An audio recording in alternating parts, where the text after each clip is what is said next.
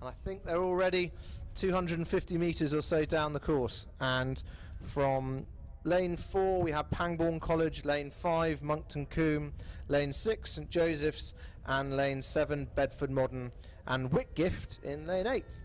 It's always good to see a few schools that weren't in evidence when I was rowing back in the day, a couple of years ago.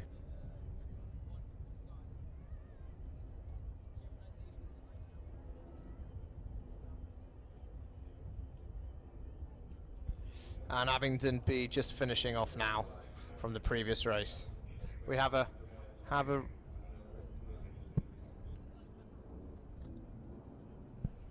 that was actually a red flag from the previous race. We're just waiting for clarification from the umpire.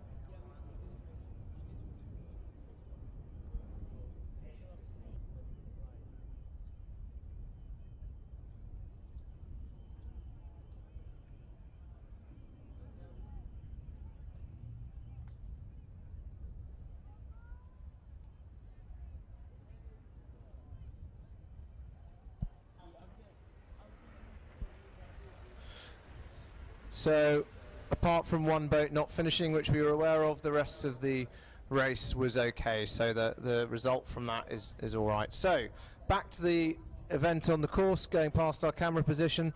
Very interesting race is unfolding, as it seems that we have a bit of a tight scrap going on here between these 4 boats. 5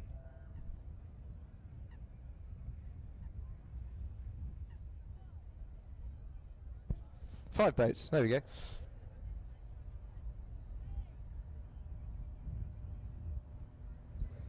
So these are the first 8, so a little bit step up from the second 8s that we saw before, either 8s that didn't want to compete in the top category, or the second and third and fourth boats from the actual schools who came down. So a little bit tidier blade work we should see overall, being able to deal with the conditions a bit better, maybe a bit bigger buoys with lower ergo times, the joys of that rowing machine that we all enjoy, to make sure that in the hard months over the winter we can put it into practice on the water in the glorious summer days that we've got here down at Eton Dorney.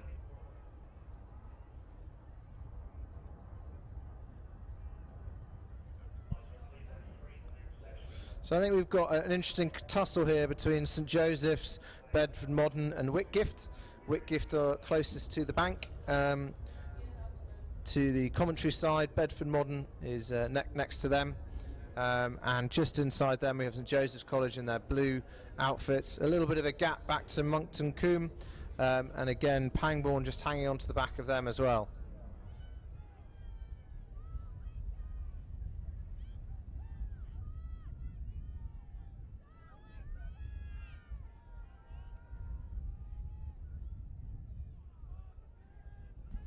So as you come up to our camera position again, we'll get a good view as to how this race is unfolding. It looks like we've got an interesting race coming down the course here. Rather than the usual lane 7 and 8 winning out, we've got St Joseph's in lane 6, leading by about a third of a length over what is an absolute dead heat at the moment between Bedford Modern and Whitgift in lane 7 and 8. About a length back to Moncton Combe and then Pangbourne after that. So into the last half of the race, just gone past the 1,000-metre mark. We've got 3 boats within about a quarter of a length of each other for this, the C final, for bragging rights over the other ones, to say we were the fastest not to get into the final. That's what they're fighting for.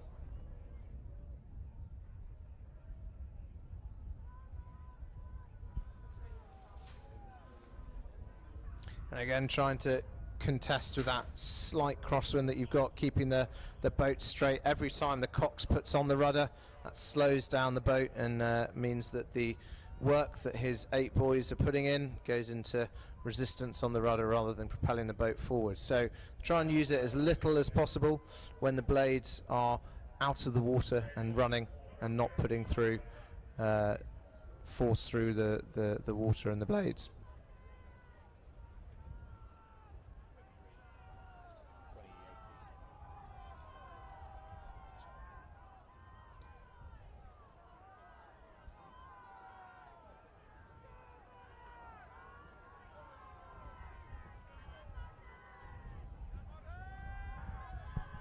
So approaching 250 metres to go. We have a good race, as I said, with St Joseph's, by the looks of it, just leading the field still, over Whitgift, who have suddenly put on a bit of a finish. You can see their boat speed picking up now. What have they got left to give? And I think they've just about taken the lead now, Whitgift. They are clear of the rest of the field by a good half a length, as we see there. Can St Joseph's hang on to Bedford Modern and keep hold of that second position of this C final that we've got running here?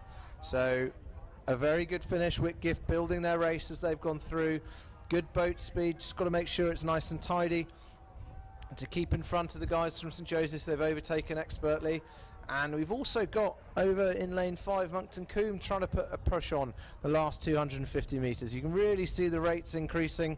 Whitgift seems to be putting through some really good work through the water, and it looks like the chaps from Bedford Modern have just overtaken St Joseph's. St Joseph's went out a little bit sooner than the rest of them. How can they hold on to it?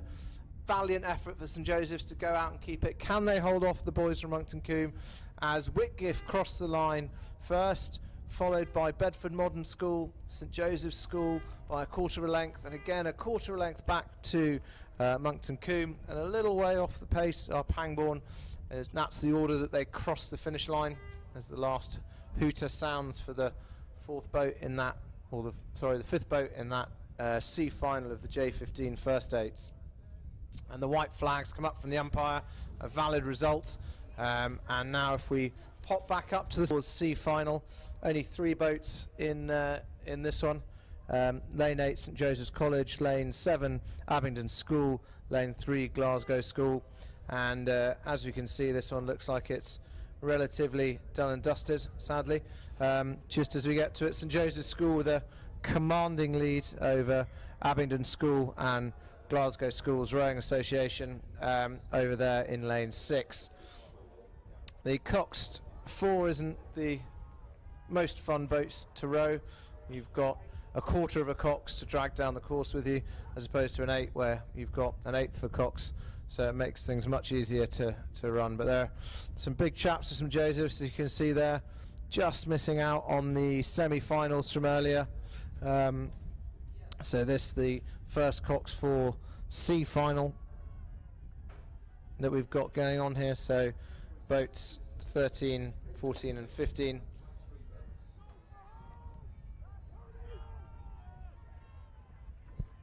So we've got some interesting navigation again by Glasgow, struggling a little bit in the middle. St Joseph's looking very long, very powerful, pushing through their lead, and every stroke into their footplate, pushing the other 2 boats further into the distance behind them.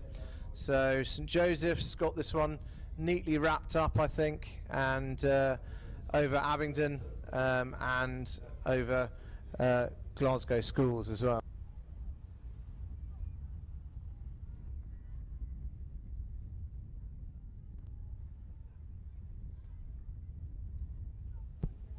So St Joseph's School, the last few strokes, probably call that clear water over Abingdon School, who again have clear water over Glasgow Schools Rowing Association. So crossing the line now, St Joseph's School and Abingdon, last 3 or 4 strokes coming up to the line, just to come across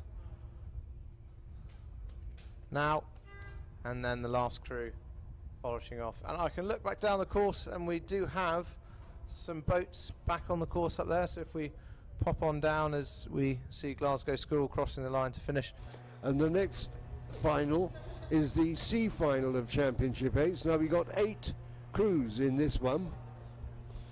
Bedford Modern School in lane 1, Reading Bluecoat School in lane 2, the London Oratory School in lane 3, Norwich School in lane 4, Latimer Upper in lane 5, St Joseph in lane 6, Pangbourne College in lane 7, and Great Marlow School in lane 8.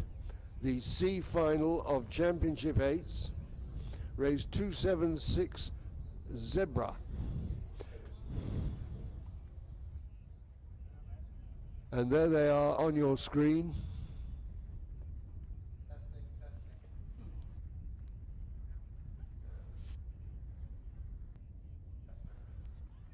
but I know from bitter experience that I cannot conclude from that picture who is leading and who is not.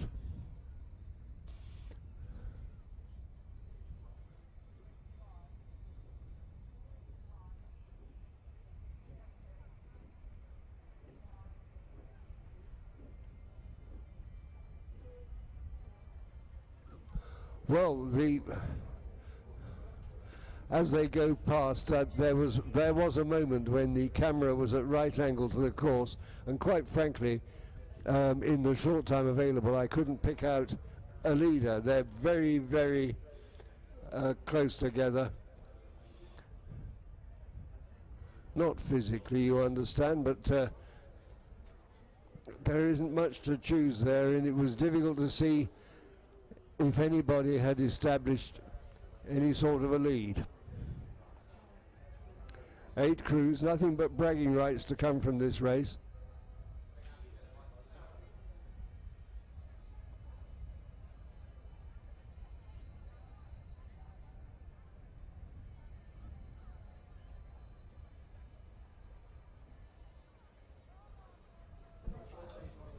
Well, as you can see, it looks as though Latimer Upper are dropping back a little bit, but I wouldn't like to bet the house on who's leading, partly because it's not my house.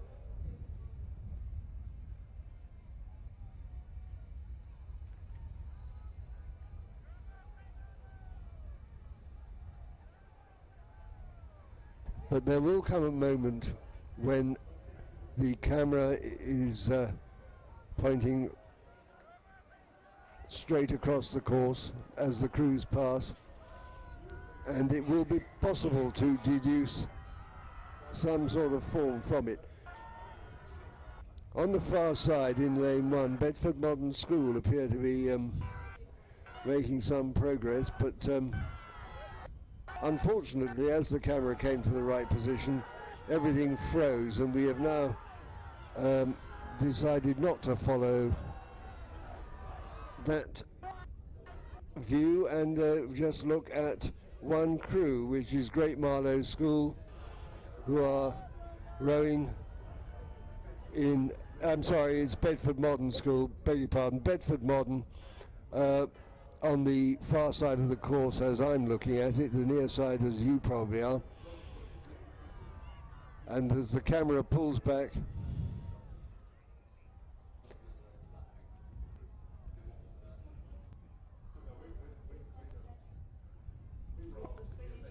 you can see that it's still,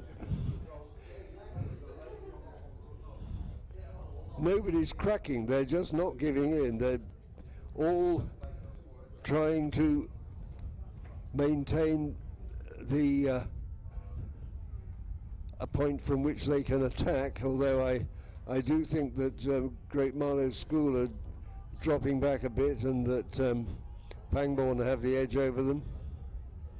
Pangbourne, that is, in lane 7.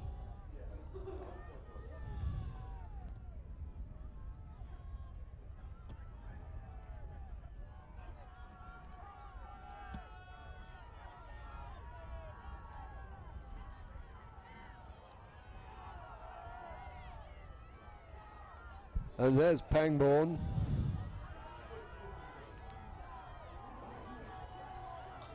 And now the camera's pulled back a bit.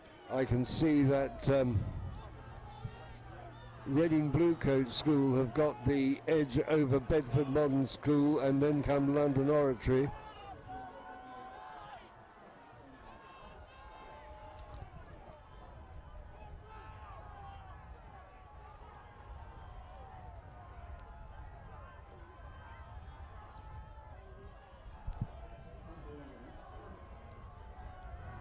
But Pangbourne on the far side, well, sorry, your side, the near side for you, lane 7, just showing ahead.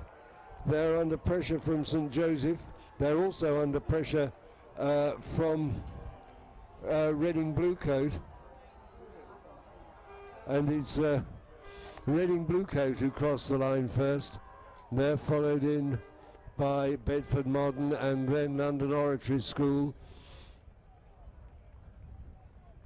Then Latimer Upper, Norwich School, Pangbourne College, St Joseph, and Great